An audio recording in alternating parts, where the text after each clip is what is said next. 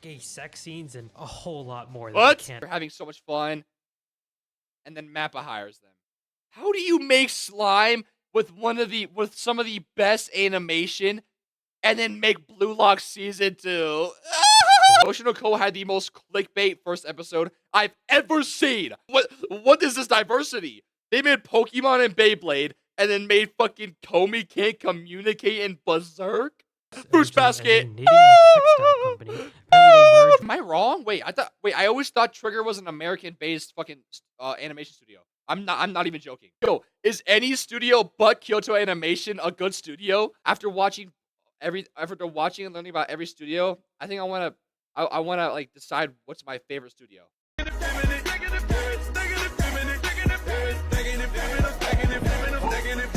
This video, I actually need to watch. I saw this video recommended to me, and it makes so much sense to watch it. Just for like the shit I like to do, and like the fucking Annie Guesser and everything. I'm always saying nonstop. I don't know the fucking studio, or like I don't know what fucking studio made this. Why I get confused with the studios. This video is perfect. Like some of them, I instantly like Toei, One Piece. I know they made other things, but like One Piece, Toei.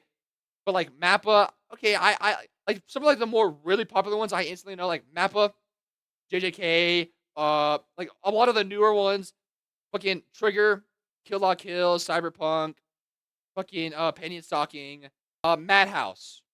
I know like I know shows like a lot of the shows in here I didn't know were Madhouse. I mean Ghibli. I'm okay. Ghibli's obvious. Ghibli's an obvious one. Wit Studio. Like a lot of shows in there I probably know. I didn't know they were made by Wit Studio or Sunrise or A1 or Kyoto. Like Kyoto Animation, I think of like K-On, Lucky Star, like all like the fucking like funny comedic animes from a while ago. But I know they made other ones. I just don't know that Kyoto made them. Okay, see like as I can see like really right now, Gainax. I didn't know that fucking made Evangelion. I've never even heard the fucking word Gainax before. Science Saru. Uh, sorry. Science Saru, I know made like Don Don recently, but like I can't remember all the shows they made. So like Ufotable, I know makes like Demon Slayer, but there's probably more. Bones or Shaft. Like there's so many. Like I know the names of a lot of them. Like shows, I couldn't tell you. Like some shows, I couldn't tell you exactly what studio made them. So this will tell me a lot about each studio and how I can make like. Studio Toei. This is a good video to watch, especially for me right now because I kind of want to start learning more about like in depth Studio of Toei shows. was founded in 1948, making it one of the oldest animation studios, and it's responsible for some of the biggest anime ever. All like Dragon see, Ball, One Piece, I was about to say all I know from Toei is One Piece.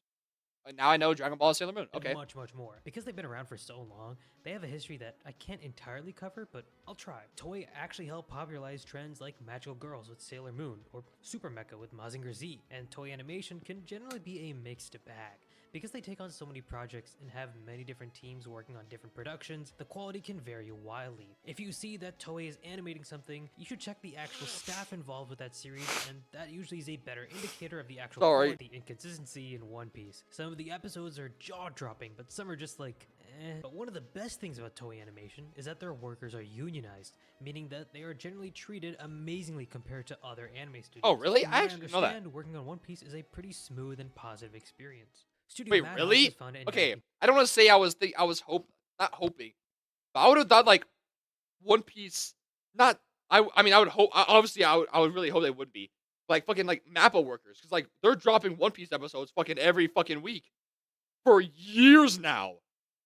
Like I would have thought they would have actually had like probably bad conditions, but okay, wait, that's actually kind of nice to know. 72, and is well regarded in the anime community for their sheer quantity of quality shows that they produce. Okay, wait, let me start. Let me see if I can break. And is well regarded No Gun No Life. Okay, in the Marvel Future of okay. The fuck? anime They made Overlord. community for their sheer Card Captor Sakura. No Game No Life. quantity of One Punch Man. quality Sorry. shows Parasite. that Death they produce. Parade. The fucking incest show. Okay. This is mainly because How'd you know Ippo? Hunter x Hunter. as the Iron Man. former founder and Sorry, I'm Hunter x Hunter. CEO Batum. Masao Maruyama had connections to people like Satoshi Kon, Mamoru Hosoda, and Masaki Yuasa, some of the world's Excuse me. best anime directors, and they were able to consistently pump out bangers. They've made a ton of insanely high-quality projects like Perfect Blue, Death Note, One Punch Man, Hunter x Shit. Hunter, and even just recently Free Ren. Unfortunately, in 2010, Wait, Freeman made Madhouse made Freeran? Wait, I actually know a that. big split happened between I thought it would probably be like fucking ufotable because like the fucking animation is like insane. It's so different from all the other Madhouse shows I've seen. Madhouse, and they lost a lot of their core staff. In addition, Maruyama left to make Mappa, which really hurt Madhouse in the long run. Oh, We'll get shit. to that later. But surprisingly, they seem to have rebuilt themselves, and it looks like they are still capable of pumping out amazing Motherfucker left to make a fucking slave. Okay, I'm sorry. shows while Sorry. still I'm grabbing so sorry. industry veterans. I actually as feel shows- that's actually not something to fucking talk about, huh? Like joke about, I mean, because they fucking Mappa animators like actually are like fucking treated terribly, huh? with Free Ren, and honestly, I doubt I actually cannot. Okay, I guess off topic, but not really. That actually is sad as fuck, huh? Mappa animators in general, they are fucking working so hard their entire lives. Some even spend millions or like spend a lot of time like at like animation colleges and all that, learning animation. They love animation. They love learning it. They finally like maybe they loved anime. They worked on trying to learn animation their entire life. They become so good and like they love it. They're having so much fun. And then Mappa hires them. And then now they don't have fun no more. Like that's kind of sad. that fact will change in the future. That fun because is of their no more. legacy. However, just like other anime studios, Madhouse has had problems with overworking their employees. In 2019, a production assistant said that he worked over 393 hours in a single month. That's f***ing insane. And he ended up joining a union to actually sue Madhouse for the overtime. Studio Ghibli is probably the most widely recognized anime Yeah. studio in the world, and that's for good reason. Only 2 anime movies have ever won Oscars, and both belong to Spirited Away and The Boy and the Heron, respectively. In 1985, Miyazaki and Takahata broke off from Toei Animation to form Ghibli, along with Toshio Suzuki. It is worth noting that Hayao Miyazaki is pretty much the face of Studio Ghibli. Every work with his name attached seems to garner a ton more attention. Also, if you're wondering why a lot of his movies feature airplanes and casualties of war, his brother's company actually manufactured rudders for planes in World War II. Kind of explains why. Isn't Miyazaki? That's what he just said, right? Miyazaki. Isn't he like fucking like not depressed, but like isn't he like fucking like is the word like the right word dark? Like isn't he, like dark as fuck in like real life? Like his movies are like the most beautiful thing The ever. Wind Rises was made after writing his breakthrough manga. Yeah, he is. Because I remember I kept seeing those fucking like memes of like Junji Ito, like the happiest person ever, like always smiling, but like draws the fucking weirdest, scariest shit ever. And then Miyazaki's like always smoking cigarettes, like, ugh, life. And then like draws like the most, and then like makes like the most beautiful shit Of ever. the Valley of the Wind, he ended up directing Ghibli's first ever movie, an adaptation of that same manga, and it was a huge success, and this kickstarted the studio's legacy. Ghibli in general is known Okay, for Ghibli, their I know high-quality Ghibli. Like animation, I like, background art, and but extreme like unlike like the other studios, Ghibli, you think of Ghibli is literally only like you think of like every show they've made, like you know exactly what Ghibli is. Like Madhouse, I did not know fucking Free Ren was made by Madhouse. Like there's so many shows. Like every other studio like has so many different varieties and like how many shows they make. Ghibli like only focuses on like a certain type of like thing. Like, it's like it is like it's like in its own Ghibli like fucking films are world. mostly pretty much. hand-drawn using watercolor and acrylic paints, and most of their movies use traditional animation methods, where each frame is drawn and colored by hand. Because of this, their movies give off almost a cozy European vibe that have a lot of emphasis on the nature and backgrounds in each scene. I mean, seriously, look at the backgrounds in Ghibli films. They look amazing. People usually regard Spirited Away or Totoro as their best work, as they have the most critical acclaim and popularity. Personally, I think Howl's Moving Castle, Grave of the Fireflies, and Princess Mononoke are their best works. Wit Studio is a new studio founded in 2012 by Production IG. The studio was essentially created for their I know first Wit for project, AOT for Attack sure. on Titan. Yes, Yeah. literally one of the best anime of all time was Wit Studio's first project. And they are also Slow your roll, pal. Slow your roll, pal. Come on now. His first season. Wit Studio is known for their amazing. Wait. Wit made Vinland? Okay, wait. I thought Mappa made Vinland Saga. Wait, what? Action sequences Maybe it was with season dynamic 2? camera angles, and a lot of this can be attributed to Tetsuro Araki. The action and pacing he gave to Attack on Titan's first few seasons has created some of the best action sequences I've ever seen. They've also reportedly started work on a One Piece reboot, which is low-key cool. Oh, wait, Wit is doing that? Wait, I thought Toei was doing that. Wait. Okay, see, I'm learning so much. I knew the One Piece remake was happening, but I thought Toei was doing that. Like with this, I thought Toei was making a remake of One Piece with like the same animation style like they're using now, like the really good animation style, but with the better pacing, less filler, and faster. I guess Wit is doing it. Wait, that's kind of sick. Oh wait. Oh no, they're okay. Wait, Toei. Oh wait, Toei Animation, Fuji Television, Wit. Okay, so they're all like working together. Okay. Crazy considering One Piece hasn't even finished, but whatever. On one hand, it's insane to think that No, they're I already think I know One Piece isn't finished, so it is kind of crazy to think about. But I think this is like the best idea ever. Well, I think this would be such a good idea. A remake of not like a remake of One Piece of the earlier seasons, like earlier episodes. I think like the fucking greatest thing they've ever thought of doing. It brings even like you know how many fucking people haven't watched One Piece for the simple fact that it's 1,000 episodes. Like I love what it's like. I think One Piece is like fucking One Piece is like one of the peak fictions, bro. But like I try to recommend it to somebody. They're like 1,000 episodes, really? Like the amount of people that like the amount of like One Piece haters. I say haters like lightly. They're not like really haters. Like I'm not watching 1,000 episodes. Who was watching 1,000 episodes? Like you know how many more people One Piece would bring in with a remake? It's actually insane. The popularity was grow even more, on so many and it's projects. But on the already other hand, popular. this is the anime industry, so we can imagine what these animators are actually going through.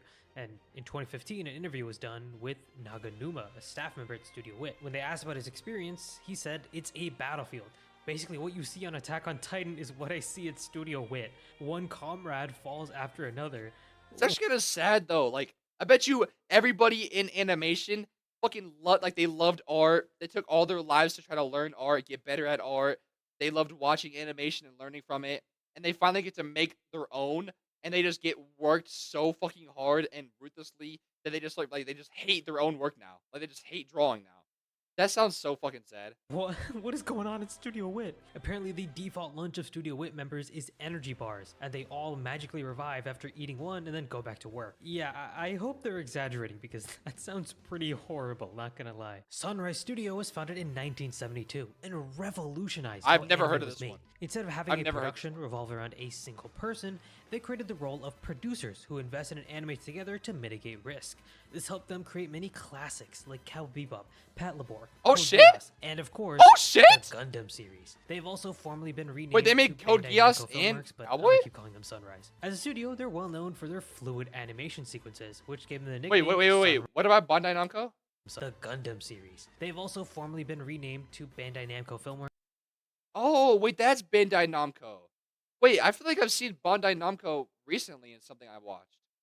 Also, Sunrise is Bandai now. They just changed the name. Okay. But I've heard Bandai. Okay, see, like, I feel like I've never heard Sunrise, but I've heard Bandai before.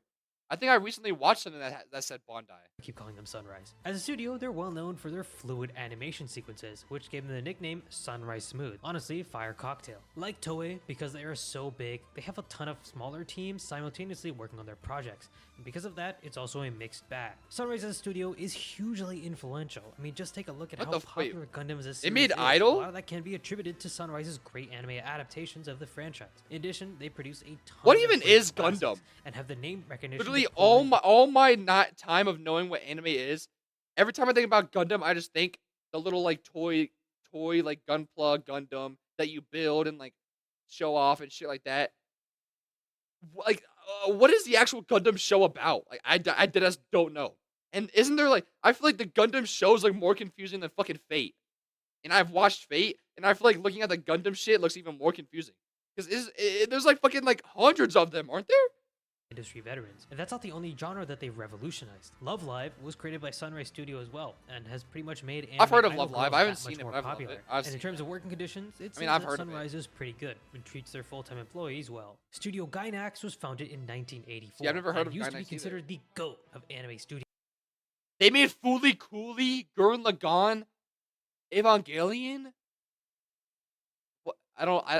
don't know who these two are. That's Gurren Lagann. That's Ray. That's fully. Wait, what? Wait, that's Their wait. first big commercial success is I love all of these shows. Wait, I've never heard of Gainax. which is still a widely influential anime, but they would end up making something that was even greater. One of these university students who founded Studio Gainax was named Hideaki Anno, and he would head Neon Genesis Evangelion. This is one of the most influential anime of all time, and is widely considered to be the studio's best and most popular work, and it allowed the studio to keep making great projects. Shows like Karekano, Fooly Cooly, and Gurren Lagann are results of these. Fooly Cooly and Gurren Lagann are sick. I've never heard of the his and her circumstance. I've never heard of that. The reason Gainax shows are so good is because they're so creative, and a part of this idea is something Fooly called Cooly the Gainax was ending, so where a Gainax random, show will end but it was so fun to unexpectedly watch. or weirdly. Either this is done out of an artistic or creative decision, or sometimes it's just done to meet deadlines. But the Gainax ending is known in the anime community as kind of a staple of the studio. But unfortunately, Gainax didn't last forever. Studio Trigger was founded by former Gainax staff. Oh wait, Gainax isn't around anymore? Oh. I know Trigger. Wait, isn't Trigger an American-based studio? Right? I thought... Wait, okay. From what I know about Trigger, they made like Kill La Kill. They made Cyberpunk. They made... I think... Penny is Stalking, right? Like the newer one at least, I think. I feel like they made... I feel like I've heard of other ones they made, but I can't remember. But I always... Isn't Trigger like an American type of... An American studio? That's what I thought. Am I wrong? I could have sworn I saw or heard something before that Trigger is like an American-based... Like an America-based fucking studio. Staff members Hiroki Imashi and Masaki Otsuka in 2011, and it definitely feels like Am it's I carried on wrong? that creative spirit that Gainax had. They immediately came out swinging with series like Kill la Kill and movies like Little Witch Academia. Wait, am I wrong? Wait, I always thought Trigger was an American-based fucking animation studio. I'm not even joking.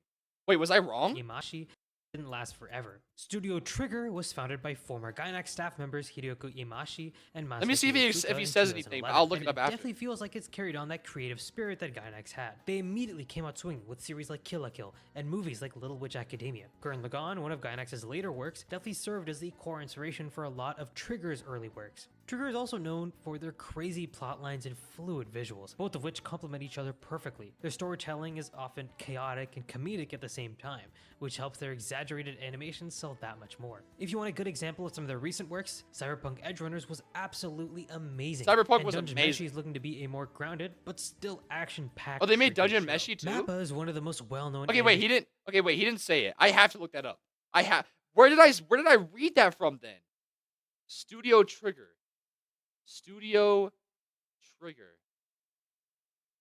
Also known as Studio Trigger is a Japanese anime. What the? Wait, why did I think that? Am I on drugs? Why did I think Trigger was an American-based studio? Where did I see or hear that from? For the longest time, I knew what Trigger was. I thought it was an America-based animation studio. I dead ass thought that. I don't know why. I swear I read or saw something about that one time, and that's what I always thought.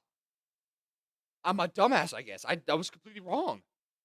I don't know why I thought Trigger was what? Do they maybe have like a Trigger studio in America somewhere?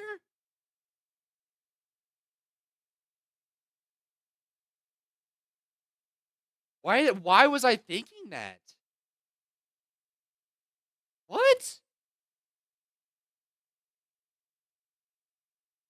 I swear I seen that somewhere before, and because of that, I always thought Trigger was an American-based animation company. I'm a dumbass.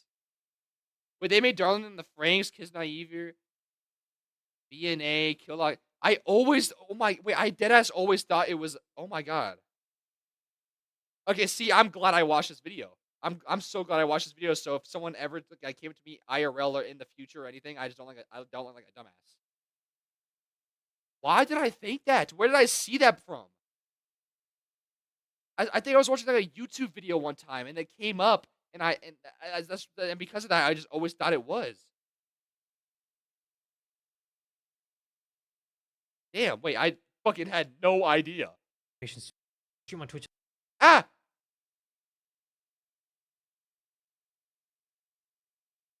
absolutely amazing, and Dungeon Meshi is looking to be a more grounded but still action-packed trigger show. MAPPA is one of the most well-known animation studios today for their amazing work on shows like Jujutsu Kaisen. They were founded in 2011 by seasoned anime producer Masayo Maruyama after he left Madhouse. Due to his connections, MAPPA was immediately interconnected with the anime industry, but in 2016, Maruyama left and was replaced by Manabu Utsuoka, which resulted in huge change. Slave. Okay, I'm sorry. I gotta stop fucking saying that. But this dude's a fucking. If he's the one that's doing all the fucking shit, this dude's a fucking evil man. To the company's culture and goals. MAPPA as a studio now more has a reputation of being very reckless. They've grown extremely fast due to taking on a bunch of projects and still being able to deliver quality animation. But of course, we talk about anime, Power! we talk about their work practices and how they get that quality animation in the first place. Everything from the scheduling, fucking the work hours, and even the slave culture away. has been criticized at MAPPA. This became a trending topic during Jujutsu Kaisen's second season. Animators on Twitter revealed that their time at MAPPA was horrible. One person who worked on the final part of Attack on Titan said that they finally got to go home after 3 days. Like, MAPPA, what are you doing to the animators? Let them out, please! Unfortunately, MAPPA has zero to little reason to stop their practices because the properties that they're adapting are some of the biggest in the world. That like is Vinland true. Saga Season 2, Chainsaw Okay, Man, okay, and okay. Attack So on they made Titan. Vinland Saga, Chainsaw Man, Attack on Titan, JJK. They recently came out with. They literally recently came out with it, which is I think is so ironic and kind of funny that they recently came out with an anime original. By the way, while they were working on shit like this, they all were also forced to fucking make like an anime original about a fucking animator.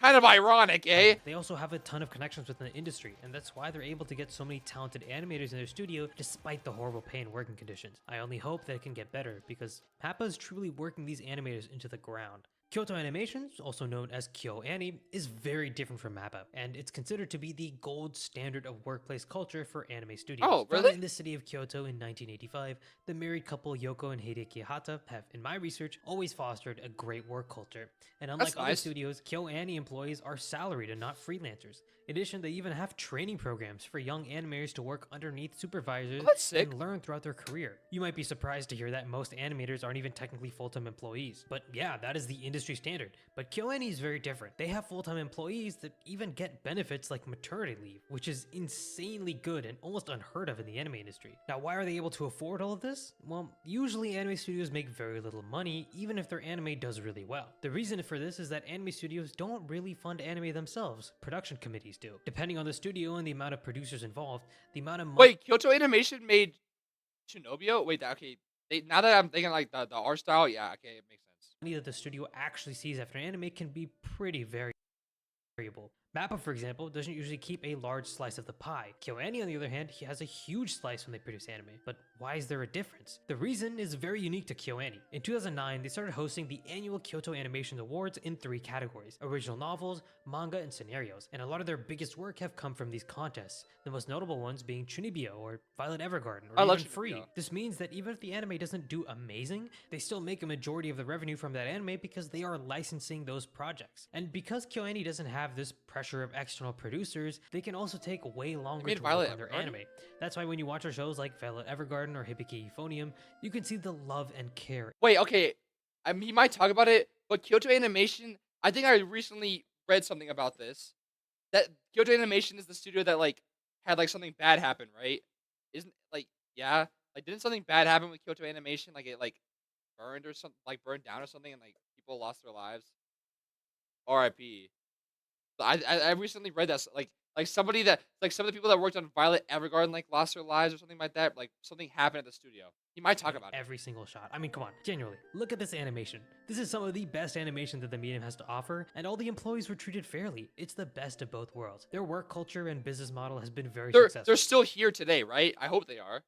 Like the Kyoto Animation, are they still And here? I hope the best for them, and I hope more anime studios start to move in this direction. And they're also known for making people cry. I mean, if you watch Clannad or Oh yeah, they made Clannad. Like they made all like the funny, like they made Clannad, K-On, Lucky Star. Like they made like Nichijou too, right? Like they made like, yeah, damn, Kyoto dropped some bangers. Canon, Wait, hold you on. know that shit makes you cry, man. A1 Pictures was created by a former Sunrise staff producer in 2005.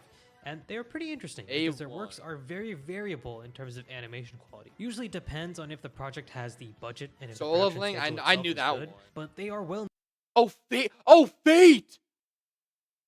Usually depends on if the project A1 has the budget Pictures. and if the Hold production on. schedule No, itself is wait. good, but Oh. A1 Pictures is the one working on Fate Strange Fake. You know what I say we do? We fucking protest outside of A1 Picture Studio. We need more episodes for this show. Fate Strange Fake, come back. Please. Please come back. I need this show to fucking drop already. They dropped an hour-long banger first episode 2 years ago and then said nothing. And then a year later dropped another episode, 20 minutes long. And then now it's been a year again, and we haven't heard or seen anything since. I need this shit.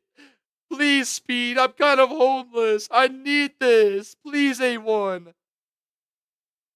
they They made Kaguya-sama, Nier, are well known SAO, Lyris Recoil, in the anime 86. Oh, okay, wait. A1 dropped some fucking good shit. community for consistently Kaguya, releasing a ton SAO, of anime. More Arrow Manga Sensei, Fairy Tale, Seven Deadly Sins. specifically light novel adaptations. A lot of these don't really hold up in the long term, although it's not to say that they never release good-looking shows. Hey! Sword Art Online, Solo Leveling, and Kaguya-sama all look really good, but at the same time, their releases include Arrow Manga Sensei, which is like, eh. Also, in 2018, a section of A1 Pictures broke off into Cloverworks Studios, which is still managed by the Oh, I know Clover. I've heard Clover before. same Aniplex parent company, but tends to have a much higher benchmark of animation quality within their shows. It's also worth noting that A1 Pictures has a pretty bad reputation of overworking their employees. In 2014, a 28-year-old employee Does of any A1 fucking studio except for Kyoto, like, have a good relationship with their fucking workers? Is, like, Kyoto Animation the only good one? Pictures worked over 600 Holy shit. hours a month for 3 years and ended up committing I would be... suicide. This has forever stained their reputation. Shame on you, A1 Pictures. Science Saru was founded in 2013 by famous anime director Masaki Yuasa and animator Eun Choi, who had a long history with Yuasa. Their first work as a studio was actually an episode of Adventure Time, but their first series was Ping Pong the Animation. In addition, they don't really care about the nationality. I've never seen Ping Pong, but every time I see someone talk about it, like, especially, like, I watch, Trash Taste with the Trash Taste people sometimes, quite a bit, actually. Like, fucking the Anime Man, Joey, Gar, Giguk, Sea Dog. They hype Ping Pong up a lot. I've never seen it, but apparently it's like Their really good. employees. Instead, choose them based on their skill. This means that a ton of Science R employees aren't even Japanese. As a studio, Science R is Oh shit! Wait. So I'm guessing Science Star is the place where, like, non-Japanese animators are, like, really hoping they can get into is just Science Star. That's kind of sick. known for being out of the That means it's probably even harder to fucking get into it too. Because that's like one of, like, the only studios that really, like, accepts non-Japanese people, it makes it 10 times harder as well, because now most people are going to that studio. box. They experiment with really insane color palettes and are not afraid to push the envelope with series like Devilman Crybaby, which has tons of gore, gay sex scenes, and a whole lot more that they can't show. A lot of their weird energy does come from Masaki Yuasa, but Science R recently released Scott Pilgrim Takes Off, which is just as weird despite not being directed by Yuasa at all. And Dandadan is also Science Star too, right? If you want some more Science R recommendations, I would highly recommend Devilman Crybaby, Ping Pong the Animation, and Keep Your Hands Up Azuka. Also, watch out for Dandadan, which is coming out soon, designed by Science R. I'm really excited for this one. Studio Shaft this video's was like a founded year in old. 1975 and are known for their experimental visual styles. Some popular example of Shaft anime are Madoka Magica or the Monogatari series. You can immediately tell that you're watching a Studio Shaft production due to the work of directors Akiyuki Shinbo, Shino Numa, and Tatsuya. Yeah, Monogatari is very I still need to finish the Monogatari series. I've seen Bakemonogatari and, like, the first, like, 2 things that you're supposed to watch out of, like, all of the series. I've only watched, like, the 2 first ones, Bakemonogatari and, like, the one that comes after that. It is very exotic, like, neat Oishi, who for formed sure. what is known as Team Shinbo. This Team Shinbo led to very distinct stylistic ideals with whatever project that they were working on. Sometimes they would use sharp color contrast, high-paced jump cuts, and even place real-world objects within the animation itself. All of this gives Lately, okay, speaking of that, speaking of like putting like real world things in anime, I feel like what is okay, I don't know, this frame I stopped on is kind of wild. Sorry. But I feel like I've seen more of that lately. Of like animations, like anime just like fucking out of nowhere just drop like just like have like a scene where it's like just real world. Like I feel like I've seen that way more in like newer Studio shows. Shaft anime a really surrealist feeling, which I think is super cool. The Monogatari series also features iconic moments like the Shaft head tilt, which is actually confirmed by Team Shinbo to be a Studio Shaft staple. Although Shaft has lost Oh. a lot of their core staff over time, What about okay, wait, what studio made Tensei? Has he talked about it yet? including the disbandment of Team Shinbo, they still produce Because like popular shows. the Tensei style like is also like really realistic too sometimes. Like it'll like go from like it's like Tensei's really good animation, but like you know like when they lock in and start fighting and shit and like the wind is like hitting their faces and like their faces like get like really dark and shadowy and like it looks like really realistic, but like it's still animation, but like it looks like really good.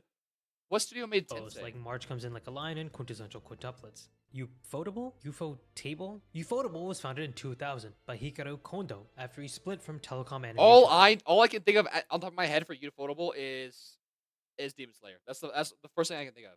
They're I'll probably see more like in a second, but all I can think of off the top of my head is Demon Slayer. well known for their strong relationship with the game company Type Moon, and they've adapted a ton of their games, like the Fate series and Garden of Oh, they made Fate. I'm a dumbass. I don't know why. I love Fate. Sinners, Okay, as okay, well that as makes working sense. with them Okay, yeah, I don't know why. I don't know why Demon Slayer came up and not Fate. Okay.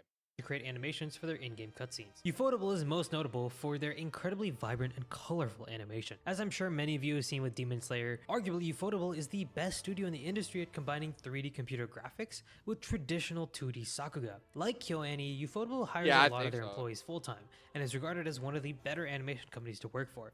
I'm not really sure where they're getting all that money from, but wait a second, they committed tax fraud? Yeah, this is something that I actually didn't know about until I made this video, but apparently Hikaru Kondo refused to pay around $4 million Well, I mean, also if they're like in really high tandem with like game companies, I can kind of see where they're getting a lot of their money from. Especially like Fate, like Fate Grand Order. I know that game makes fucking bank. Like and like how he said like Ufotable makes a lot of like anime for like games. Like games make a shit ton of money. Like especially gotcha games. Yeah, I can understand where they're getting their money from. dollars in taxes, and And also the tax evasion Japanese as well. government made a report noting that Ufotable was suspected of Wait, about US 4 million. Oh, I thought they were talking about like 4 million yen. I was like, that's not a lot. 4 million USD? Yeah, damn. funds from a charity auction for the 2011 Tohoku earthquake. They never Wait, they fucking did some scummy shit with a fucking charity of supposedly misappropriating funds raised from a charity. Wait, that's fucked up. ended up filing charges, but Kondo resigned, and because of this, he is now facing up to 20 months in prison. Top G move, if you ask me. Studio Bones was founded in 1988 by Bones. What can I think of off the top of my head that I know for sure is Bones? Um, Gachi Akata, the new one, like that just came out. Gachi Akata. I guess Mob. I can see it right there. Um.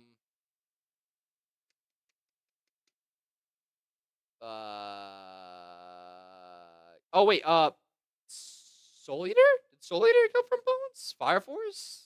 former Sunrise staff members who were bored on working on mecha anime and wanted to try more creative projects. Studio Bones is most well known for their insanely Oh, well Full executed fight Metal. and action sequences. In fact, you could Oh, argue My that they Hero have some too. of the best 2D Sakuga in the industry right now. A huge reason that they're known for this is because of Yutaka Nakamura, known as one of the GOATs in animation. He's popularized techniques like the Utapon cube, which is where debris forms cubes to show the destruction. You can see the influence of Utapon cube. Oh, that's from him. Okay, I'm gonna be honest. When I think of like the people talk about like the whole bone, like the when something turns into like to like squares. Wait, no, I may have heard of his name before, especially because of Naruto. Like in the later seasons of like Naruto Shippuden and all that, of like when things would turn into squares, all that. But what I was just thinking of, what I was just about to say recently, when I kept hearing like when I was seeing TikToks on like especially like JJK the new season, like you know it's about to go down when like shit starts turning into like squares and shit. and it was the name that was always brought up was Vincent Chansard. Chansard. He's like a newer animator, right? I believe, and like he was like a big part of like JJK, and but so his name was always brought up. So every time I thought of like the Square thing, I always think of his name, but it may be also his name too because I remember seeing the okay, I remember seeing like videos a while ago too about like Naruto. His name may have been brought up. I just forgot about it. across the industry. I mean, even in The Legend of Korra, I've seen Utapone cubes made for debris. And even now, Nakamura continues to innovate at Bones. Because of this, they've created some absolute bangers over the years, like Cowboy Bebop the movie, the Full Metal Alchemist series, Mob Psycho 100, or on High School Host Club, My Hero Academia. I mean, My much Hero. more. Just go through Bones' catalog. It is impeccable. Studio Orange was founded by 3D CG animator Eiji Inomoto in Orange. 2004, Okay. who was well known Trigun and what he just said. I'm guessing this one's like more of like 3D CGI type of thing. for his works and Ghost Like maybe like Ajin and Togenaki. Zoids. Sorry. The 3D animation part. The studio mainly did outsource 3D animation until 2013, when they started doing co-production with other studios to make shows like Black Bullet. But then Orange started making completely new anime, with shows like Land of the Lustrous being met with great critical reception for actually having good CG. Studio Orange is so unique in their approach to 3D animation that I can genuinely tell that they understand the strengths of CG and how Also, maybe the studio made like some recent shows I haven't seen, but like I've seen like on just like scrolling Crunchyroll, like Ruby I think was like a 3D one. Uh, okay, that's all I can think of. to play into them. Usually in 2D anime, I don't know. I CG for me like I just don't like it. Even if it's like this, like it looks good. It looks good. I would just rather not watch it, to be honest. Like the CG from this studio, from what I've seen, the CGI like it looks good. Like Ajin, I say this a lot. Like Ajin's CG, from what clips I've seen, it looks good. Like it's good CGI. Unlike some like random isekai CGI where it looks terrible. Like the CGI looks good. I'm just not a fan of it. I would just rather just not watch it. Personally. CG is just kind of thrown in there when an object is difficult to animate, and it doesn't usually Yeah, especially this. blend But all even if that it's well. good, I just Meanwhile, don't Studio really. Orange makes sure that all of their models feel like they are genuinely alive instead of just stiff figurines. The character expressions genuinely feel magical and alive, almost Disney-like, but with that anime touch. And this is because they don't Maybe I'll start watching more and try to like get into it. Maybe I need to like force myself to watch it, and like I'll probably start like. shy away from using 2D animation to I'm first sketch out what the facial expressions might look like. Using both mediums like this results in a product that is greater than the sum of its parts. And you can see this clearly in their newest series, Trigun Stampede, where Vash's facial expressions and movements just feel so fluid and alive. I genuinely love them. Their 3D animation doesn't make me gross out or wish that the studio had more maybe budget I'm to just make it wrong. 2D instead. Maybe I just need Because to watch the anime more of it. genuinely looks better in 3D, and I think it's a sign of more 3D animation to come. Before I end this video, I want to let you all know that I stream on Twitch a lot. Check out my Twitter for updates on videos and dumb memes. And Oh wait, there's more studio. Wait, there's more studios. Wait. I have to watch the next one. Every anime studio explained 23 minutes, part 2. Mushi Okay, so here they're probably talking about Tensei. Studio Bind? Oh wait, I've heard of Studio Bind. Okay, wait, I've heard of Studio Bind. I just know Tensei's style of animation, like when they lock in, I think it looks so fucking cool. Mushi Productions was founded in 1961 by Mushi Productions was founded in 1961 by ex-Toei employee and legendary godfather of manga. Yo, is every animation studio just like a son of fucking Toei Animation? Did everybody just fucking go from Toei to making a new studio? Osamu Tezuka. They were pioneers of anime and revolutionized the medium as a whole. And the reason that Mushi Pro was even made in the first place was because Tezuka didn't enjoy his time at Toei. So he basically got a bunch of animators from Toei and was like, yo, I'll pay you double the salary if you join me, and the rest is history. The studio adapted a ton of Tezuka's manga series, like Astro Boy, Ashita no Joe, and Dororo. The studio was so prolific that Dororo. they even worked I haven't on seen the older one, I've overseas seen the projects like remake the of original Dororo. 1969 Frosty the Snowman Christmas special. It's hard to overstate just how much Mushi Pro really was the GOAT in their prime, and it was because they were exclusively hiring the best of the best. Apparently their interview process was so difficult that some of the best anime directors like Osamu Dezaki almost failed the test. In the late 60s to early 70s, Mushi Pro was beginning their downward slip into bankruptcy. This actually would cause them to create some of their more interesting adult-oriented works like 1001 Nights or Cleopatra, both of which I can't show much of. Like, look at this poster of Cleopatra. Yeah! Unfortunately, these attempts to pivot into the adult animation market didn't really work, and the studio disbanded. A lot of the staff ended up creating other studios like Sunrise, Madhouse, and KyoAni in its wake. It's hard to really every fucking animation studio is just like a father, an offspring of fucking Toei. They're just all just linked to Toei somehow. convey how many important people were in this, which I guess makes sense because like Toei was the first one, I guess. So it makes sense. If you want to check out some of Mushi Pro's work, I've been told Ashita no Joe is really good, and if you want something completely different. Oh wait, you know what I didn't say before we watched the other one? After watching and learning about every studio, I think I wanna like decide what's my favorite studio. What my favorite studio is. I mean, it is. I don't know. I'm not big. Like I didn't know what studio was. Like, what am I watching here? White Fox was founded in 2007 by former OLM staff member Gakko Iwasa and other employees. They are well known for adapting popular games and light novels into anime, which their first work, Tears of Tiara, was. Their second ever work was Katana Gatari, which to this day has some of the most out there art style I've ever seen. And I've heard of this one. I haven't seen Steins Gate, which is still considered to this day to be one of the best sci-fi time travel stories. Nowadays, they're mainly known for. I haven't seen it. I'm sorry. I don't know. Animated sequences, particularly in episode 18, known for their. Oh, they made ReZero? On ReZero, which has some really great animated sequences, particularly in episode 18. This is a weird episode because it's literally just two people talking, but White Fox did such a good job making this episode one of the best. Special shout out to episode director Kazumo Koga.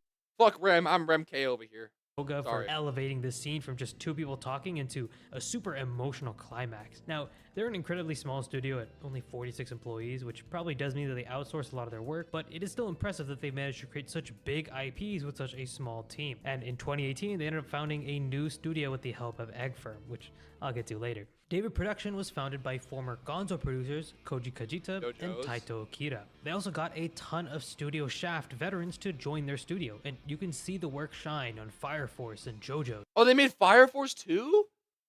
They are a comparatively smaller. Damn, wait, the same studio made JoJo's and Fire Force? The fucking styles are so different.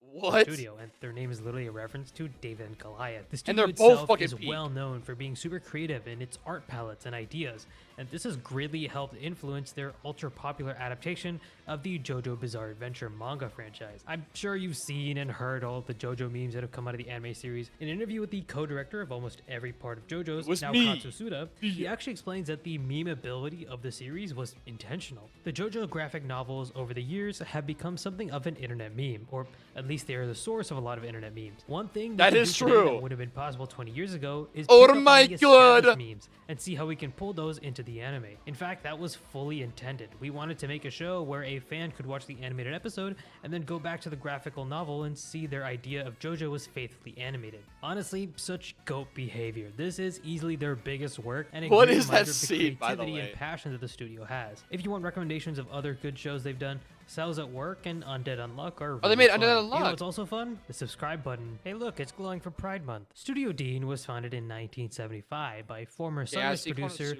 Hiroshi Hasegawa along with other Sunrise animators. Back in the day, Studio Dean had a really good reputation and was making some of the most iconic anime. Ranma One Half, Fruits Basket, and Higurashi are still talked about to this day. But nowadays, Studio Dean has a pretty bad reputation, and that is mostly due to their poor handling of the 7 Deadly Sins Season 3. Oh, they made 7 Deadly Sins.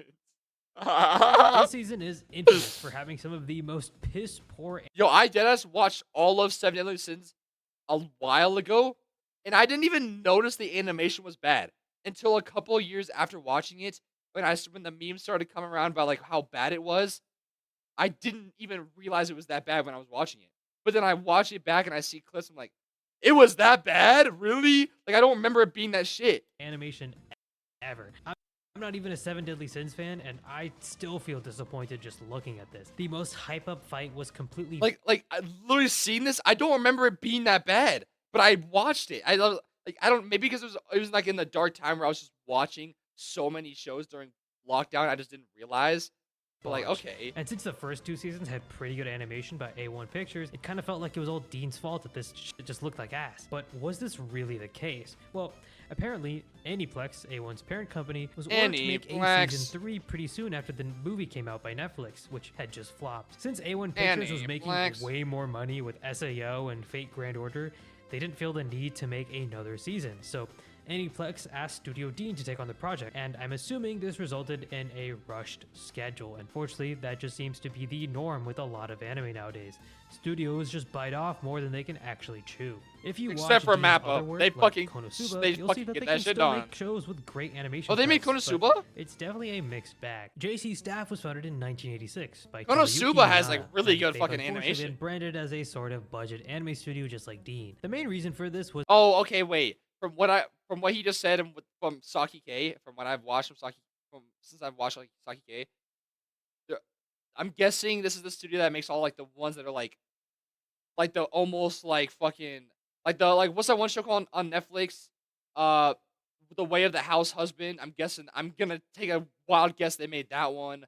Like the shows that like are not bad, but like there's not really animation. It's just like fucking like colored manga pages. the release of One Punch Man Season 2. Now, look, don't get me wrong, I Oh, they made One Punch Season 2. still enjoyed Season 2's story. I even think it has some good scenes in general. But director It Shingo does. Natsu's ability to attract industry veterans like Yutaka Nakamura was what made Season 1 so good.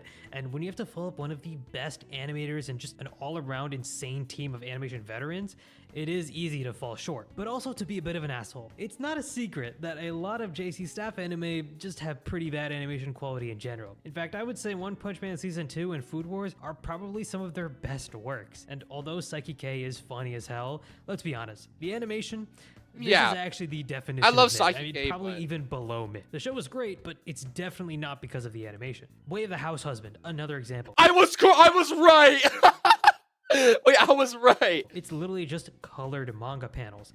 Yeah, I maybe was for some right. people, it looks good and it's fun to watch, but for me, there's not enough motion. And I'm not saying that this is the fault of people who work there. You know, tons of them are probably talented, but clearly there's a reason that JC is taking so many shortcuts, and it's probably because they keep making like 3 shows in a single season. Obviously, not all of them can look good when their time and money is split up among so many different projects. Like in summer 2023, just last year, they released 5 shows in the same season. That's insane. Again, I don't want to stereotype all of JC Staff as being bad, because it does depend on the people who are working on the project itself. It's not like they've never made amazing shows. Some of their best includes like Revolutionary Girl, Utena, I've heard of Azumagadayo, that. Karekano, which they made with Oh, they made Azumagadayo. Gainax, which I'll talk about in my previous anime studio video. And then later in the 2000s, they were some of the first to start adapting Kadokawa light novels like Familiar of Zero and Railgun, both of which are really great, but let's Oh, be they made honest, Railgun.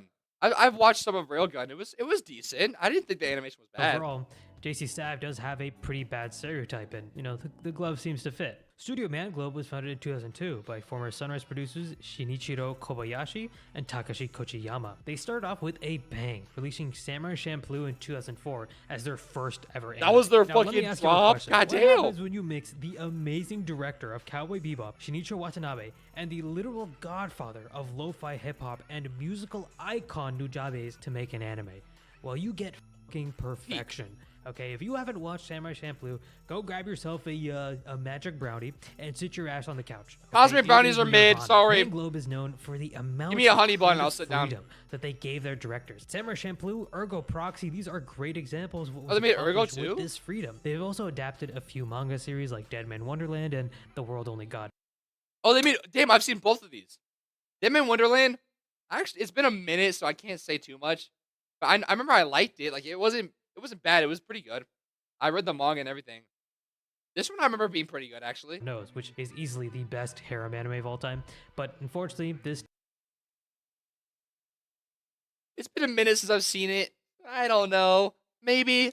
studio didn't last forever. They accumulated an insane amount of debt totaling up to 350 million yen, which accounting for inflation today is around $3 million.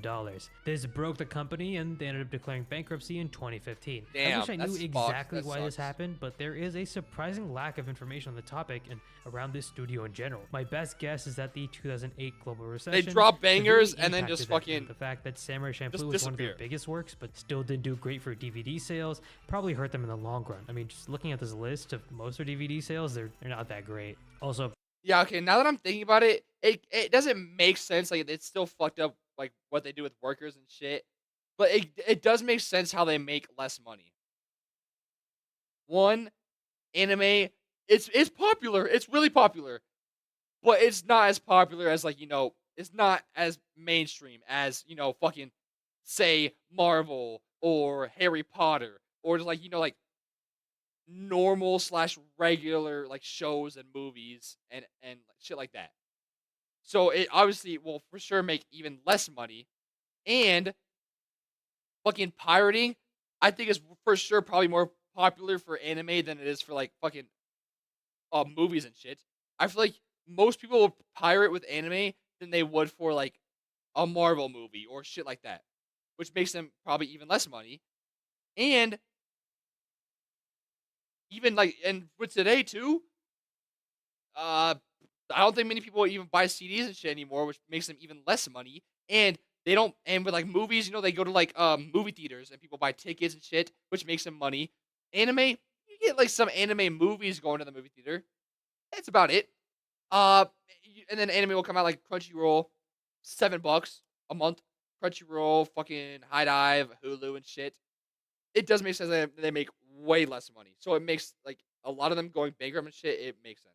I hope you're finally happy, dude. Doga Kobo was founded by former Toei employees Hideo Furusawa and Megumi Ishiguro in 1973. Most of their earlier works were more on the moe side of anime, with shows like Umaru-chan and New Game, which, one of these is definitely good anime. I've seen the other one, but nowadays, Doga Kobo is definitely more known for their recent series, like Oshinoko, really showing the The talent most that they have. clickbait And show ever, by the way. Sorry, I say this every time Oshino gets brought up. Oshinoko had the most clickbait first episode I've ever seen. When that episode dropped, an hour-long episode, I thought it was the fucking peak. I thought it was like one of the greatest things I've watched in a long time. And then I watched the rest of the season and it fell off. Sorry, personally, I'm good off it. I'm just good. I didn't even watch second season. I'm just good. I'm sorry. I'm good. First episode was like so good. That's why I call it just clickbait. It was so good, and then it lost me after like episode 4. First season of Oshinoko was actually made on a pretty tight schedule. It really is a testament to the team, and especially series director Daisuke Hiramaki, to inventively adapt the entire first volume into a single 90-minute episode instead of splitting it up into multiple 20-minute episodes. I think my favorite moment from the show has to come from Kenji Sawada though, who did this brilliant scene where Ruby finally decides that she can dance too. And it's not surprising because he's also worked on the key animation for big shows like Free Run and Spy Family. Another star player is Kana Hirayama, who's been at Doga Kobo for a while and whose intricate supervision of over 1,000 cuts alone as the chief animation director for the first episode made sure that she turned Ai into this captivating star for us to watch. And again, not surprising considering she's contributed heavily to shows like Bocchi the Rock and Tokyo Ghoul. If you're looking to see more of her great work at Doga Kobo, then check out Selection Project. But in general, I would also recommend a lot of their older works like Nozaki-kun, Plastic Memories, and GJ Club. Plastic Memories is goated. I love Plastic Memories. I love Plastic If you want Memories. something that just came out and is also really good, Jellyfish Can't Swim is really, really good. And I'm super excited for the new Ocean. Was Jellyfish Can't Swim? That was like that was an original, right? I think I might be wrong. Studio OLM, formerly known as Oriental Light and Magic, was founded in 1990 by 10 previous Studio Gallup and Obi planning employees. Just like so they made Pokemon. So I'm gonna throw out a guess that they probably made like Yu-Gi-Oh and like Digimon and shit too. If I had to guess. Larger anime studios, OLM has many different departments that work on a ton of different. I feel like this studio might be like the most like has probably made the most money. I think if I had to guess what studios probably like are good on money and probably make the most, probably this one and Studio Ghibli. Those two, I'm guessing, probably make the most money. One, because Studio Ghibli is even more widely accepted. I bet you some people don't know what like anime is, but have fucking watched a Studio Ghibli film because it's so different from the regular anime that you see every day. Like a lot of older people too, like probably have seen Studio Ghibli films, but like anime is like they're like two different things almost. That one is like even more popular and OLM, but if they made Pokemon, they gotta be racking in the cash. Everybody in the world knows what Pokemon is and have watched or seen Pokemon. Shows. The most popular. When I was growing up, I was fucking watching Pokemon every day. which is easily the Pokemon anime series. And this is a difficult task because you have to consistently adapt and change your art style to match the setting to setting changes and keep up with the modern technology that animation is having. You can see this Is change Pokemon most still prominently ongoing? from It is, the I'm Pokemon guessing. Season X and Y to Sun and Moon, where the art style just dramatically changed. This actually caused a lot of backlash online for viewers Yeah, I actually because saw that. they were used to seeing Ash in a certain way. But this more simple character design freed up the animation team to make even better looking action sequences. Yeah, that Ash does look fucking crazy though. That Ash Even though is they're fucking. most well known for Pokemon, they've made a ton of other anime, including like Beyblade, Komi-san, and Berserk. What? Yo, what is this diversity? They made Pokemon and Beyblade, and then made fucking Komi Can't Communicate in Berserk? What? Yes, literally just a few months after they made the first season of Pokemon, OLM animated the 1997 adaptation of Berserk. This is still regarded by a lot of manga fans to be the best adaptation of the work, but if you don't mind CG, the Golden Age movies aren't the worst either. OLM is such a huge studio at this point that they have a ton of different internal teams and multiple different subsidiary companies. Yeah, in other OLM countries is probably to one of the most successful studios. Just for the simple fact that they made fucking Pokemon. outsource their work too. In fact, they're so big that I was actually able to find their company profile on Glassdoor, a website where people can rate companies and how good they are to work for. So let's read some of these together. Good colleagues and seniors, chill environment. Okay, that's pretty cool. Overworked employees, poor work-life balance. The next one is as bad as Mappa. Terrible working As conditions. bad as non-ethical Mappa. hours, terrible HR, low pay, disrespectful employers. And those are just the pros. Surely one of them has got to be good. Let's see. Deadline based, so you have absolutely no choice but to finish work even if it takes the whole night. No overtime pay even though working past 9 p.m. almost every day. Worst overtime was until 2 days, more than 24 hours and no extra pay whatsoever. And overtime past 2 a.m. happens every month. Toxic managers, guilt-tripping staff when you're unable to finish work or wanting to extend time feels inhumane. Guilt tripping is the most fucking rage-inducing shit ever. Getting guilt tripped is the most fucking rage-inducing shit ever. I hate it. Sorry. Your 9 a.m. to 6 p.m. is very rare. Feels like it's impossible. Well, that's kind of just depressing. Okay. Cloverworks used to be a separate studio within A1 Pictures. but Cloverworks they sounds since familiar. rebranded I've to heard their own Cloverworks. studio in 2018. Cloverworks is known for their character expressiveness and creative visuals in shows like Bocchi the Rock, Spy Family, and Windbreaker, which just came out this spring season and has some of the best fight sequences I've ever seen.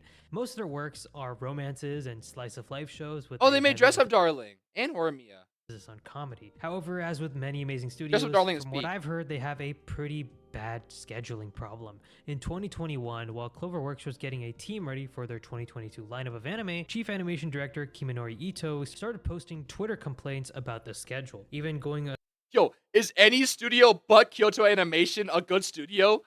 Like, holy shit, is Kyoto the only as good far as one? to say it's too painful. Death. Is- this is is someone who has Kyoto worked the on some only of the good biggest one? shows in the past, Holy like shit. Chainsaw Man and Gintama. And at Cloverworks, he worked on Tokyo 24th Ward and Horimiya. Unfortunately, this kind of insane production schedule affects everyone in the anime studio, even as someone as talented and high up as Ito. Cloverworks is also very well known for their massive fumbling of Promised Neverland Season 2. Now, Never seen I'm it, gonna but get a I little have heard speculative shit here from and it. say that the reason that Promised Neverland Season 2 was so rushed and completely ruined the manga ending was because they were just too booked as a studio to keep making new seasons, or because they had an insanely tight production schedule that just didn't allow for more continued seasons. But that's just a theory. A game theory was founded in 2008 by former Satellite members and is 8-bit. now a subsidiary of Bandai Namco Filmworks, formerly known as Sunrise. They used to be known for working on all those old school battle harem shows like Infinite Stratos, which was their first work. If you were a horny middle school teenager in 2013 like I was, then you probably watched a lot of their shows. Nowadays, they are pretty much exclusively known for their work on That Time I Got Reincarnated. Oh, they made slime.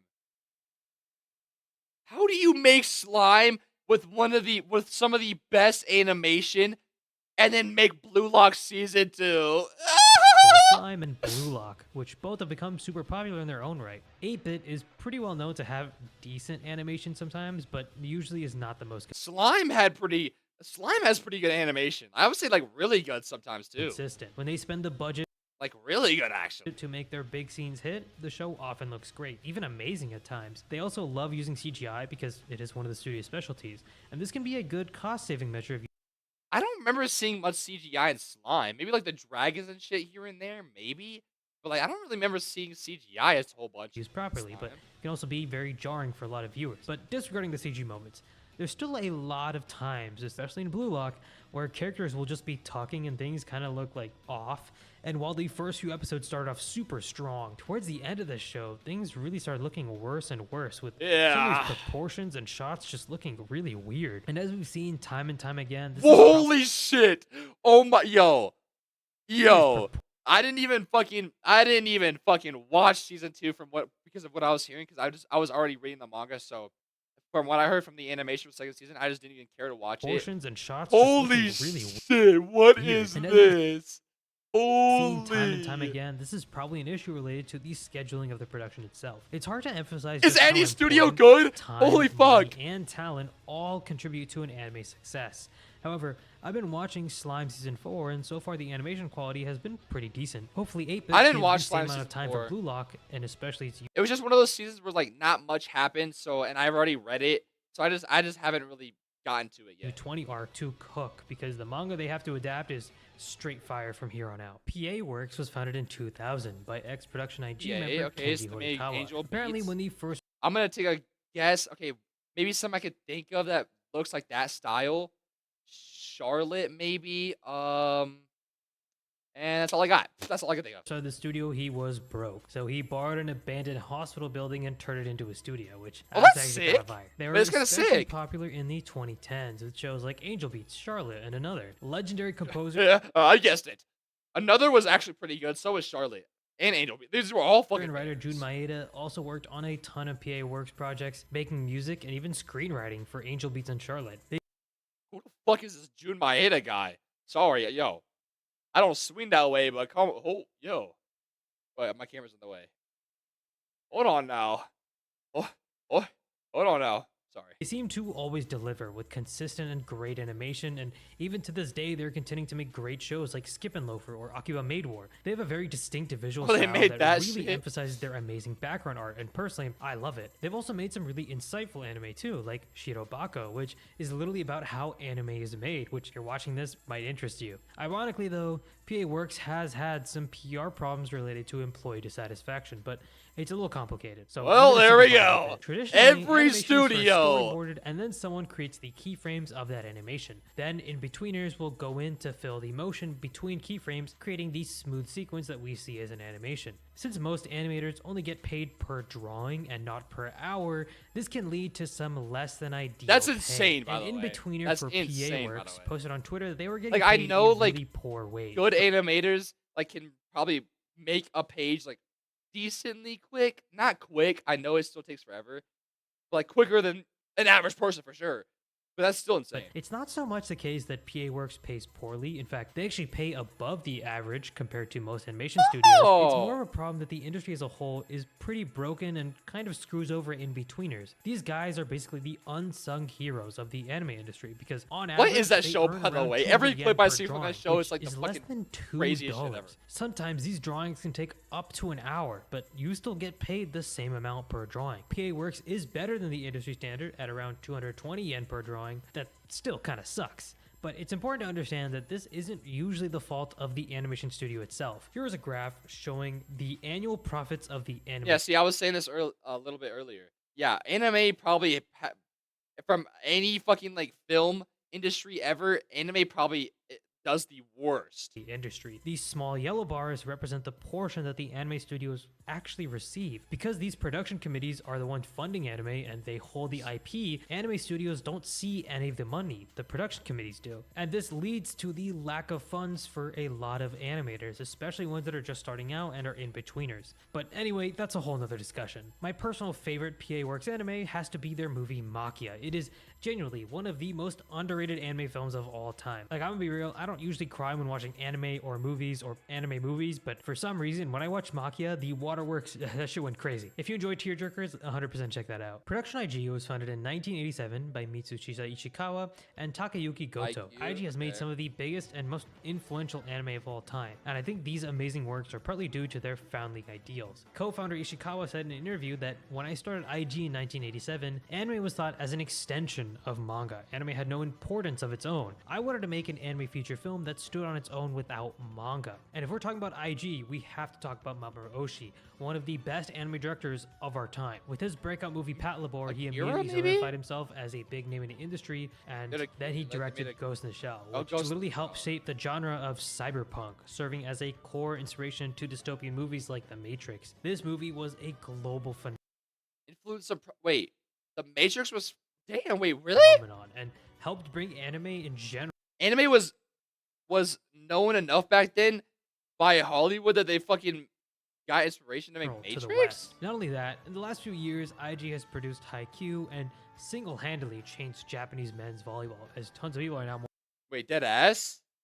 I'm not actually. That makes sense because dead ass. When I first watched Haikyuu, I was actually interested in trying to play fucking men's volleyball. No joke. Because my school had like a men's volleyball thing. After watching Haikyuu, I dead ass was thinking about it. I dead ass was more interested in the sport. IG also owns Wit Studio as a subsidiary, which has produced popular shows like Attack on Titan and Vinland Saga Season 1. And recently, IG has taken on a more interesting role in the anime industry. Instead of subcontracting like most other studios, they started being a prime contractor and financing other anime production. Studio Pierrot was founded in 1972 by Yuji Nunokawa, and they are responsible for some of the biggest anime ever released. The same studio made Naruto and Bleach? What? Their catalog includes shows like Naruto, Bleach, Black Clover. Damn! Wait, this studio. Wait, okay, this is probably one of the more popular, popular studios too. Like they're probably not doing good either, but they're probably doing better than the other studio. They made Naruto and Bleach? I actually didn't know that they were made by the same studio. All of which are shonen mega hits in their own right. Their first ever project was an adaptation of The Wonderful Adventures of Nils, which is a Swedish novel. Interesting. But I would say their breakout hit was Urusei Yatsura, directed by Mamoru Oshii, of which they did the studio has made episodes. This anime was a pioneer. I haven't watched this show in particular, but I know this show's popular. I know it is. In the romantic comedy genre, and then they released Yu Yu Hakusho a decade later, which to this day has one of the best tournament arcs of all time. Yu Yu Hakusho was directed by Noriyuki Abe, who is on an insane amount of projects at Pierrot. The studio is insane. Mew Mew, Great Teacher Onizuka, and Bleach. Because Pierrot the studio's insane. Studio, they have a ton of different teams. But if I'm going to shout out someone, the studio is insane. Hideyoki Yamashita for doing such amazing work on both Naruto and Bleach: Thousand Year Blood War, specifically Episode 6, where he was involved in storyboarding, direction, and Yamamoto animation. versus Yuhaba. Oh, yo, Yuhaba versus fucking Yamato was sick. This shit looks amazing. Thankfully, it also looks like Studio Pierrot is trying to improve their employee well-being and working conditions in the industry. Oh, that's cool. The managing director of Pierrot, Kyoto Itsumi, said that humans, not computers, create anime. So if those humans become exhausted, there's nothing we can do. Such a way of creating things is not sustainable. This in the guy's long run. sick. That's why, since I joined Pierrot, we've made significant revisions to salaries and even retroactively increased overtime pay by 20%. I believe we've dedicated to improving working conditions. At least we're getting paid overtime. This is a great sign in the anime industry, and I hope more studios follow in their footsteps. Studio Bind was founded in 2018 as a joint venture by egg firm. I really like the animation for Tensei. Like, I really like it. Like, it's good. Like, it's really good just by itself. And then when it locks in for, like, fight scenes and shit, and, like, it gets, like, all, like, realistic looking and, like, dark shadows. And, like, I think it looks so sick. And White Fox. The studio was originally just made for Mushoku Tensei, but recently they've made another show, Onimai, and are coming out with new shows in 2025. They made the studio to make Tensei, and then fucking went to this? Mushoku Tensei was greenlit all the way back in 2016, but because it had such a long pre-production process, probably because of the insane quality, it took a while for it to release. In fact, the quality of season 1... Wait, Tensei was its first fucking thing, and the studio was literally made to make Tensei? God damn! Is Tensei that big in Japan too? Like, it's pretty popular here, is it? Like, how popular is it over there? That people are starting to question the currently airing season of Mushoku Tensei as... The second season is not bad. What? Yo, people complain about anything, bro. They just be complaining to complain. Season 2 I thought was fucking sick too. And then they had that animation with the against the like the dragon with his like father and shit. I thought season 2 was really good. but people Yo, are saying people that just be complaining to complain. Just shut just up. doesn't look as good. However, I still think that Mushoku Tensei Season 2 has some great cuts, and Yeah. that is of course due to the wonderful work of Kyukawa. Although he was simply a key animator in the first season, he definitely had his hand in making some of the best moments in the show. With episode 22, he has just flexed his skills as an episode director for the first time, and Jesus Christ, what an amazing directorial debut. I mean, this episode had some of the That best episode was action pretty sequences good. I've ever seen, and the VFX that the team chose to use was really incredible. Kyukawa is a newer face in the industry, but just like Studio Bind, I have high hopes for their future projects. Silverlink was founded in 2007 by Hayato Kaneko. Nowadays, most anime from them involve Aonuma as a director or co-director. They're well known for making slice of life shows like Nonon Biori and some of the Fate series spin-offs, or at least I think that's what this is. I'm gonna be honest, I know That's nothing not. Nope. That's not Fate. Sorry. Sorry. That's not Fate. Let's just fucking call that its own show. Okay. Okay. That's okay. Okay. That Fate. That Fate is not Fate. Let's just say that. Deal. about Fate, and I'm definitely not learning for this video. They've made a ton of anime that are some of my personal favorites. I have fond memories of watching Baka and Test, Wadamode, and Kokoro Connect, which is still one of my favorite anime to this day. I mean, I fucking love Kokoro Connect, which is what makes this next part so sad. A big controversy at Silver Link was the fact that voice actor Mitsuhiro Ichiki was apparently tricked into auditioning for a role in the anime Kokoro Connect. This audition This dude voice. I don't know. Dude from Bleach. I don't know. Looks like Akira. I don't know. Kid from Demon Slayer. I don't know. Is it that one fucking weird ass hentai? Don't ask how I know that. I've never watched it, but I've seen clips of it because of Twitter. It just is Twitter. It happens. That's like that one fucking weird ass fucking hentai, right? I don't know. Looks familiar. I don't know. Probably boy love. I don't know. was set up by a producer of the show, and apparently the entire point of it was to make Ichiki say sus things that could be remixed into something weird out of context. Ichiki then had to sit through a PR event for the show where they played his out of context clips and revealed that he didn't even get the role because the role for this show never even existed. I don't know what kind of twisted psychopath comes up with a plan like this, but once the story got out there, there was understandably a ton of outrage. So they just bullied the dude. What? People started boycotting the anime and the studio itself, and they eventually had to issue an official apology. It sucks because I really do love Kokoro Connect, especially since the show is literally about overcoming personal trauma with the help of your friends, which is what makes the situation all the more ironic. Silver Link also has the reputation of not having the greatest animation, with shows like Death March really just being super boring and derivative. But they've also made good stuff like the aforementioned Kokoro Connect, Mitsuboshi Colors, and My Next Life as a Villainess. Anyway, I hope you all enjoyed this video. There's still a ton of anime studios I left out. Maybe I'll do another one if this reaches 10k likes. There's still more. Oh wait, here we go. Wait. No, I want to watch this. I want to watch this too. Part 3. Fuck it. Gonzo. Looks like not Trigun. What should we call it? Not Hell's Paradise.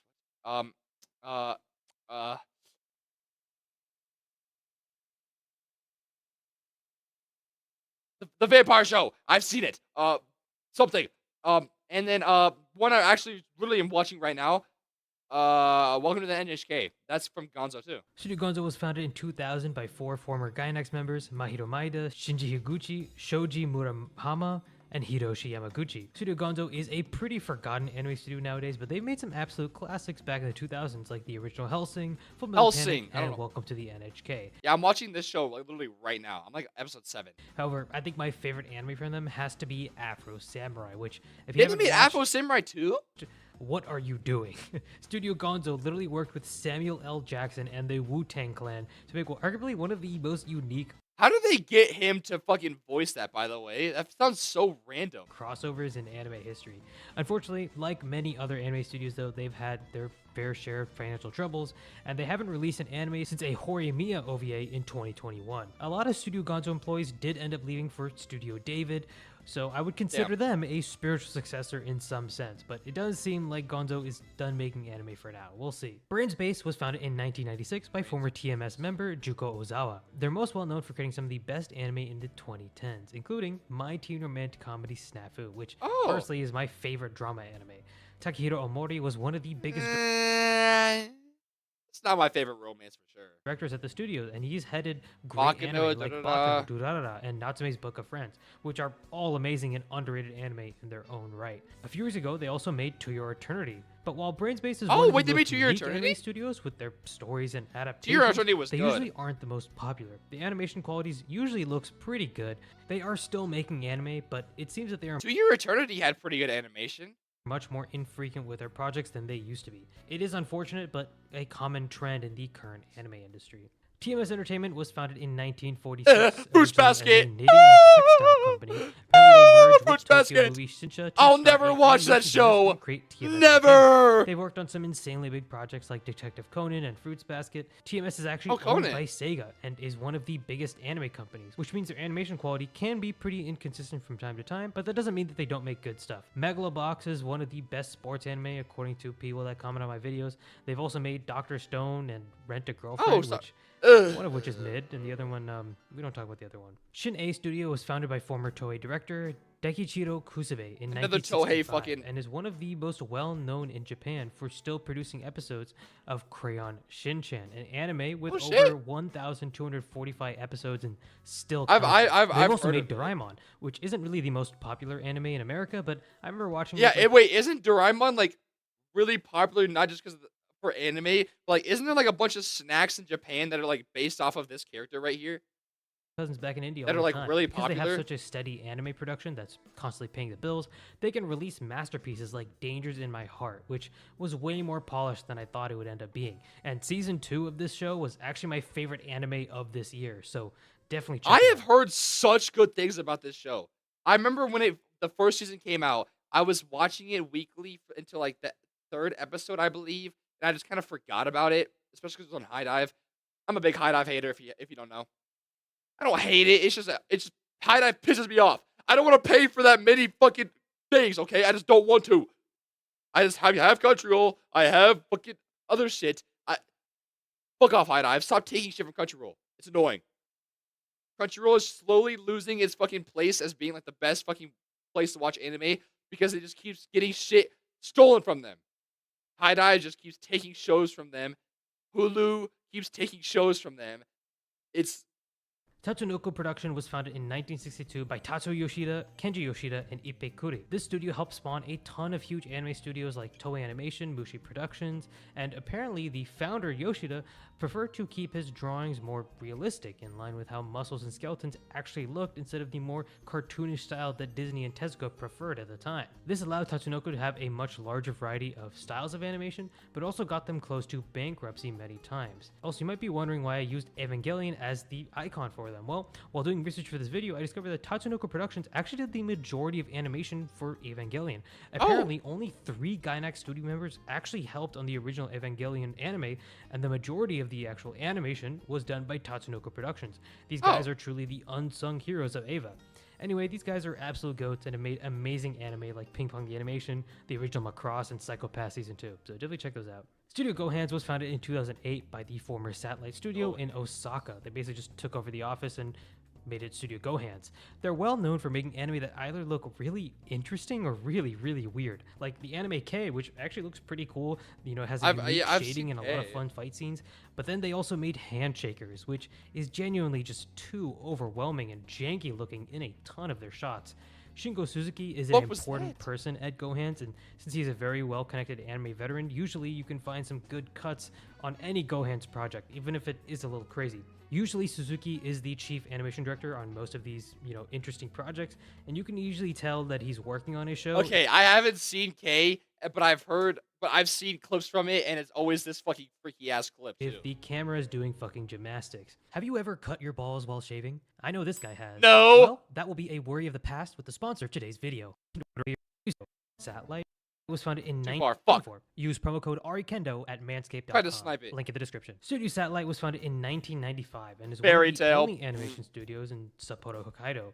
They're well known for making anime like Hellsing Ultimate, Log Horizon, Oh. Symphogear, and Oh. ew, Fairy Tail. Like many anime studios. Hey, wait, I like this guy. Wait, I like this guy. Wait, I like this. Wait, oh, I'm sorry. I like this guy. Wait. Symphogear, and ew, Fairy Tail. Ugh. Like many anime studios, the quality on their series varies depending on how much money they think it will make. I honestly couldn't find too much more information on Satellite. We're getting to the point where a lot of these animation studios only have information available in Japanese, and my translation skills of Google Translate are they're not holding up as well. But yeah, they make some good stuff. Comics Wave Films was founded in 2007 after it split off from Comics Wave, and is most well known for creating the movies directed by Makoto Shinkai. He's been movies like Your Name, Suzume, and Weathering with You. Shinkai has been working with Comics Wave ever since 2004, and the polish for these movies are genuinely insane. It all started in 1999 when Makoto Shinkai wrote, animated, and directed She and Her Cat. Comics Wave liked it so much that they brought him on to make more movies with the studio, and the rest is history. Shinkai films are pretty much always about star-crossed lovers, and some of my favorites include Garden of Words and 5 centimeters per second, the more underrated ones, although I think his pinnacle works are Your Name and Suzume. According to Polish animator Mateusz Urbanowicz, I'm so sorry if I butchered that, Comics Wave have pretty good working conditions. He said the studio I was working at was good, we had free time, the pay was good, and I was hired on contract, which felt stable. Honestly, kind of goated for such amazing animation quality. Tezuka Productions was founded in 1968 by Osamu Tezuka, the godfather of manga. So good. It was originally a branch of Mushi Productions, but soon adapted many Tezuka mangas like Marvelous Melma, which, if you're curious, had the first ever panty shot in anime. The interesting thing about Tezuka Productions is that they still make anime using a lot of Tezuka's IP. Just recently in 2019, they co-produced Dororo with Mappa. Sometimes they even make anime that have nothing to do with Tezuka, like Quintessential Quintuplets, and most recently an anime about this guy trying to raise up a robot. Leiden Films was founded in 2012 by Tokyo Revengers just pisses me off. Just seeing Tokyo Revengers just makes me fucking mad. I don't even know why. Just seeing that show, just a character from that show, just makes me mad. I just Super mad. Pictures, a joint holding company that includes Sanzigen, Orde, Trigger, and Galaxy Graphics. They're most well known for anime like Tokyo Revengers, Initial D, and Yamada-kun the Witches. While all these shows on their own aren't really bad, none of them are extremely exceptional. But then there's an outlier for Leiden Films, Berserk 2016. Now, you don't need me to tell you just how awful this looks, but yeah, Leiden is responsible for making this absolute shit show of an anime. According to an interview with the Berserk producer, Ryo Kuruso, they wanted to try something. How do they keep getting away with making... How many Berserk shows are there that are just, like, so ass? There's, like, fucking, like, 3 or something, right? Like, how do they just keep getting away with such a good series, just, like, fucking turning it into that? Is Berserk not that popular in Japan or something?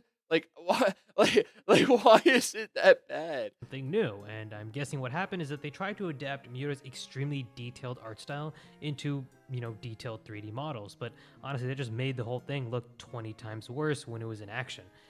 Thankfully, CGI Berserk did get a facelift with our next studio. 4C Studios was founded in 1986 by Eiko Tanaka and Koji Morimoto. They're most well known for making out their anime like Mind Game, which if you haven't watched, definitely check it out. It's directed by Masaki Yuasa, the same guy who directed Devilman Crybaby and Ping Pong. Anyway, they're also most well known for working on the Golden Age movies for Berserk that honestly weren't half bad, but at the same time, so much is cut out of these movies, and it's hard to not compare the godly illustrations of the Berserk manga to the anime. So, to anyone that wants to get into the franchise, I just cannot in good faith recommend these movies. Like, please just read the manga. Even at its worst, Berserk looks better than the majority of manga you will ever read. And at its best, oh boy, put this shit on my plate, not eat it. They seem to be continuing with making CGI movies, so I guess we'll see more CG projects from them in the future. Studio Lerche was founded in 2011 as a subsidiary of Studio Hibari. They've worked on anime like Assassination Classroom, Classroom of the Elite, and the Danganronpa anime adaptation. Seiji Kishi is one of the more prolific directors at the animation studio, having directed all of the previous anime that I just mentioned. And their animation quality is usually pretty mid. I mean, they do a good job of adapting specific styles, like the Danganronpa anime and the animation isn't. Both of those look pretty on point with their manga counterparts, But at the same time, light novel It's not adaptations like great. Classroom Elite really don't look that great. As with most anime, the staff working on it, the budget, I and the mean, the animation isn't great, but for a show like Classroom of the Elite, I think it works. I think it works. Like when I was watching the show, I wasn't like, "What the fuck am I looking at? Like this is terrible." It just works for a show like that. You don't need the best animation, but it needs to be at least decent. It was decent. Like it was decent. Like it worked. It worked for a show like that. time constraints are usually more important than the actual studio itself when it comes to animation quality. Pink Pineapple is a production company that specializes in creating a more special type of anime. It was founded by KSS and sold to Soft Garage later. Pink Pineapple is known for having a pretty good track record when it comes to their adaptations, as most of them have pretty decent animation. They've done some pretty quality anime like Rants, Masterpiece, and Fella Pure. You know, some of my personal favorites. I'm just gonna put that out there. But it's worth noting that since they are a production company, not every one of their projects is going to be at the same quality. Although, from personal experience, it's almost always pretty good. Are the Queen rest Bee is another hentai? production company for special anime, but goddamn, do I hate these guys! When you Yeah, I don't really care for the ending part. I'm gonna be honest. Sorry. Actually, yeah. Okay, those all three were really good videos. I like them. I really need to fucking learn about it too. And I learned some. Actually, I learned quite a fucking bit. Now I kind of want to like try to pick what what is my favorite anime studio. Yeah, none of them in this one. Studio Bind, but all they really have is Tensei and that one freaky one, right? Like, can I like I just really like that fucking that style that they go with sometimes in Tensei. I really like it. I think it looks sick. Like they did it like that one random fucking that one like random ass scene from Kaguya-sama Love is War where like they were rapping, Chika and like the main dude were like rapping and the animation was like insane. It was that type of style. Like it looks really realistic, but at the same time it still looks like anime and like the shadows are like really dark and the face looks dark and like it just looks so sick. I really like original, I know. Mappa is dropping bangers, bro. Like for everything that Mappa has been dropping lately, I have watched and it's fucking heat. I really like Madhouse and Ufotable. I think Madhouse, Ufotable, and David Production. Those three I really like. Shaft is a pretty high one too. I haven't finished like Monogatari and shit, but from what I have seen from it, I really like the style of Shaft animation for sure. I can't pick a favorite. I'm so bad at it too. I would say my top like five though are Madhouse, Ufotable, Shaft, David, and Bind. I like those five. I like those five.